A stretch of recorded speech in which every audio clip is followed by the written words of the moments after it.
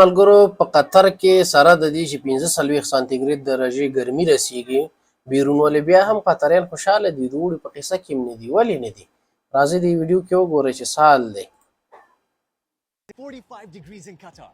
So how's it so cold outside? Qatar's got different areas that are cooled so we can enjoy the great outdoors. This is 21 high. دا یو کوسه وګورئ د کوسه کې د سړک په سر باندې د اي سي د پاره ځای دی یخ هوا ته نه را روانه ده در باندې ګوري Take a look at this. ولا سانتي ګراد We're here at Palace Vendôme at the outdoor fountain. دا چوکۍ وګوره په دې چوکۍ کې چې کینې خپونه به یخ هوا را روانه It's a mall. Not only is it shaded, but we've got cooling in the walls. It's ګوره دای ځای کې too cold. Take a look at that. I want to be realistic. Let's see how hot I am. 9 درجې سانتي ګراد Right, so we're here in Tornado Tower. This is one of the new locations here in Qatar. And of course, it's cool too. See those vents behind me? Those little circles?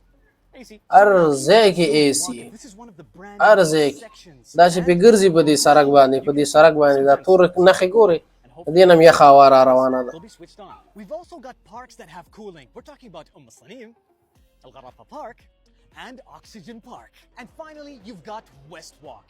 This place is a great place to come at night, stand under the digital screens, and enjoy the restaurants in the cool.